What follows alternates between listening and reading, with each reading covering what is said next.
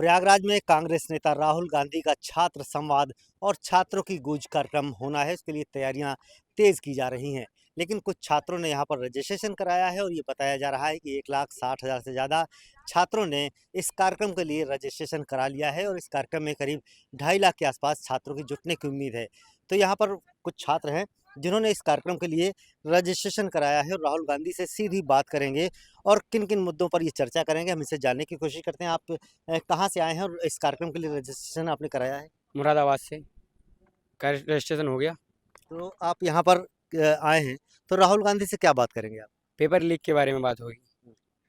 जैसे कि घर वालों की उम्मीद है कि पेपर देने जा रहे हैं बच्चे तो कामयाब हो सकते हैं, मगर कामयाब नहीं हो पा रहे हैं। तो हौसला टूट रहा है घर वालों का भी, बच्चों का भी। बस यही कहना है अपना। तो क्या लग रहा है कि राहुल गांधी से आप अपनी बात करेंगे तो क्या मदद कितनी मिलेगी आपको? लगता है कांग्रेस नेता हैं, मिल सकती है, ज़्यादा से ज़्यादा मदद मिलेगी। क्या नाम है आपका? विवेक। आप कहाँ से आए हो? मुरादाबाद। अच्छा, आप यहाँ पर आए हैं, आपने क्या रजिस्ट्रेशन करा लिया है? अब राहुल गांधी से क्या बात करेंगे आप? जी, हम रजिस्ट्रेशन कर रखे हैं। वही पेपर लीक मुद्दा है, करप्शन और बहुत कुछ मुद्दे हैं। राहुल गांधी से अगर मौका मिलेगा तो हम भी बात करेंगे। तो क्या उम्मीद है आपको, किन किन विषयों पर चर्चा करेंगे आप? सबसे मेन विषय तो यही रहेगा कि पेपर लीक, जो भी स्टूडेंट रोजगार चाहता है, रोजगार सही से मिल नहीं रहा है विपक्ष से। अब इस बार कोई उम्मीद नहीं है जो वर्तमान सरकार है उससे।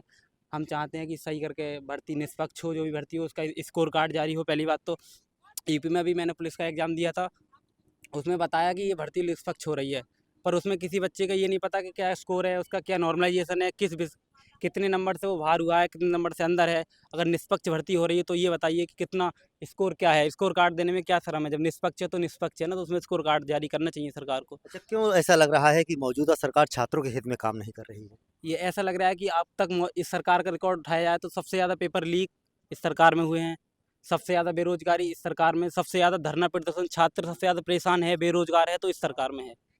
तो राहुल गांधी से कितनी उम्मीद है? राहुल गांधी सर से बस पूरी उम्मीद है, वो बच्चों के हित में खड़े हैं, हर जगह प्रोग्राम कर रहे हैं। पीछे कोटा में किया था, मैं अभी देहरादून गया था, देहरादून में भी उनका प्रोग्राम था, तो उनसे पूरी उम्मीद है वो उन बच्चों के हक में ही लड़ रहे हैं। देहरादून में उन्होंने एक प्रोग्राम किया था छात्रों की गूंज, उसमें उन्होंने एक भी शब्द पॉलिटिक्स के ऊपर नहीं बोला था, विपक्ष के ऊपर नहीं बोला था। जितना भी बोला था वो सब एजुकेशन सिस्टम के ऊपर बोला था, तो उनसे बहुत पूरी उम्मीद है हमें। अच्छा, पेपर लीक होता है तो कितने सपने टूटते हैं आपके और आपके माँ बाप के? सबसे पहले तो एक स्टूडेंट पूरे साल मेहनत करता है, जी जान से पेपर के लिए तैयार होता है, उसे 2 घंटे मिलते हैं, उसमें मैनेज करना सब कुछ, अपना प्रेशर, घर वालों का प्रेशर और बहुत सारी उम्मीदें होती हैं घर वालों को कि हाँ मेरा बच्चा पेपर देने गया है, वो सक्सेस होगा। और बच्चा जब कोचिंग सेंटर, उससे एग्जाम सेंटर से बाहर निकलता है तो उसे मिलता है, सूचना मिलती है कि पेपर लीक हो गया। फिर उसका मनोबल टूटता है, घर वाले भी समझाते हैं, पर घर वाले भी एक हिसाब से वे भी, उनका भी मनोबल टूटता है कहीं न कहीं। वो भी ऊपर के मन से समझाते हैं, पर क्या हो, बच्चे को समझाना पड़ता है। बहुत सारे बच्चे सुसाइड भी करते हैं, बहुत प्रेशर होता है। क्या नाम है आपका? मेरा गिरिराज यादव। नाम क्या है आपका? रविंद्र कुमार। आपने रजिस्ट्रेशन कराया है, तो यह इस कार्यक्रम में राहुल गांधी से क्या, किन मुद्दों पर चर्चा करें? मुद्दों पर यही है कि पेपर लीक नहीं करवाएं। पेपर लीक बहुत हो रहा है यहाँ पे इसमें। तो यहाँ राहुल गांधी आएंगे, उनसे बात होगी, देखते हैं क्या होता है, इसमें सहयोग कोई मिलेगा। कोई विषय लेकर आए हैं आप, या फिर सीधे या राहुल गांधी को देखने आए हैं कि अपने छात्र जीवन में जो कठिनाइयाँ आजकल आ रही हैं, तो उसको लेकर के बात करेंगे? उसको लेकर के बात करेंगी। इसमें मांग मांग होगी, उससे पेपर लीक ना हुए, पेपर लीक की मांग होगी यहाँ से। कितनी उम्मीद है राहुल गांधी बहुत उम्मीद है। मौजूदा सरकार से? मौजूदा सरकार से नहीं है, इनसे है। ऐसा क्यों? ऐसा क्यों हो रहा है, वो तो मौजूदा सरकार को पता पड़ेगी। बिल्कुल। आप कहाँ से आए हो? जी, हम प्रॉपर इलाहाबाद के हैं। तो आपने भी रजिस्ट्रेशन कराया है? जी, जी, रजिस्टर हमारा हो गया है। तो क्या राहुल गांधी से चर्चा करेंगे आप यहाँ? जी, हमारा मेन मुद्दा है एक तो पेपर लीक का। वर्तमान सरकार जो भी है वो पेपर लीक के मुद्दे को एक अपना कमाई का ज़रिया बना लिए हैं, जिससे सरकारी खजाने में पैसा आता है। दूसरा मुद्दा है बेरोज़गारी का।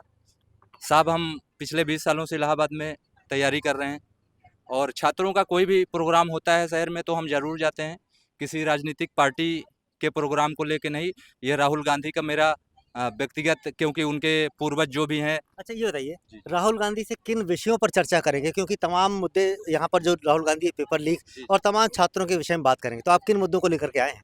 साहब, हमारा मुद्दा ये है कि मान लीजिए कोई वैकेंसी निकलती है, उसमें 100 पोस्ट है और 10 लाख लोग अप्लाई कर रहे हैं, तो उसमें स्टूडेंट जो छात्र है वो कितना भी कैपेबल होगा, कितनी भी तैयारी करेगा, वैकेंसी अगर 10 लोगों की है, 100 लोगों की है, तो उसमें 10 ही लोग जाएंगे, 100 लोग, और 10 लाख लोग जो फॉर्म डाल रहे हैं उसमें और जो सारे लोग हैं वो बाहर हो जाएंगे। तो जो भी सरकार, वर्तमान सरकार हो या जो भी सरकारें आएंगी, राहुल गांधी अगर सत्ता में आते हैं तो वैकेंसी बढ़ाएं, जिससे छात्रों को रोजगार मिले।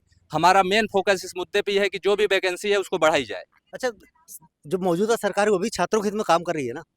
साहब, मौजूदा सरकारें सभी छात्र हित में काम करती हैं, बस फर्क इतना है कि कोई अच्छे से ध्यान देता है, कोई अच्छे से ध्यान नहीं देता है। तो कौन अच्छे से ध्यान दे रहा है?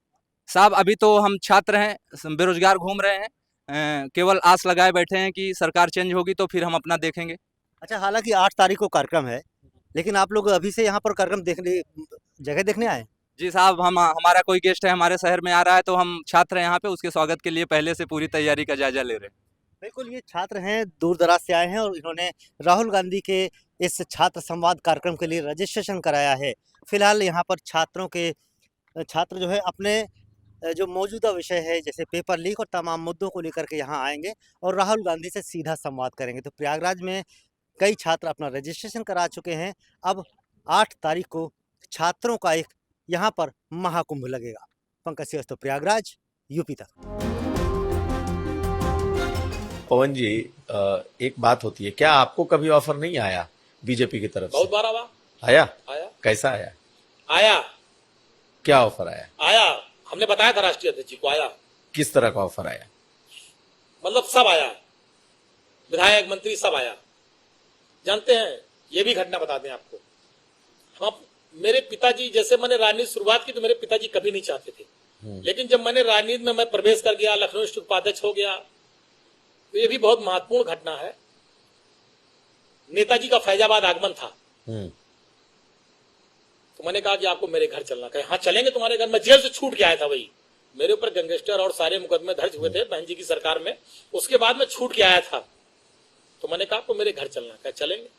नेताजी मेरे घर आए, अंगूरीबाग कॉलोनी में। मेरी माता जी ने खाना बनाया था। नेताजी ने, जो मेरी माता जी ने बनाया था, पूड़ी सब्जी, दही कचौड़ी, दही बड़ा जो था सब खाया। नेताजी ने बैठ के पूरा आराम से सब खाया, और खाने के बाद कहा कि और कुछ बना है? तो हमने मम्मी बुलाया अपनी माता जी को, तो उन्होंने पूछा क्या नाम है आपका? कहने मेरा नाम गीता। कहने बताइए कुछ और बना है? कहने जो बना था सब खिला दिया।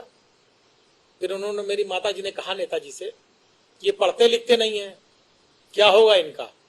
नेताजी ने कहा पवन के कारण आज मुलायम सिंह यादव इस दरवाजे पर आए हैं, और देखना वो एक दिन वो भी आएगा। आज मेरे आने पे डीएम कप्तान बाहर खड़े हैं, एक दिन पवन भी आगे जाएगा, डीएम कप्तान भी बाहर खड़े होंगे, पवन बड़ा आदमी नेता बनेगा। और मुझे नेताजी ने बनाया, उस स्थान पे पहुंचाया। ऐसे थे धरती पुत्र मुलायम सिंह यादव जी। तो उस दिन से मेरी माता पिता, मेरे पूरा परिवार का एक लगाव है नेताजी के परिवार से। जब ये सब बातें आई कुछ लोगों ने कि भाजपा ये सब, तो मेरे पिताजी ने तुरंत मुझको फोन किया, कहा जीवन में भूल न करना, जीवन में गलती न करना। ये चीजें मेरे पिताजी ने बहुत सख्ती से मुझसे बात कही थी, मैं बहुत ईमानदारी से आपसे कह रहा हूं।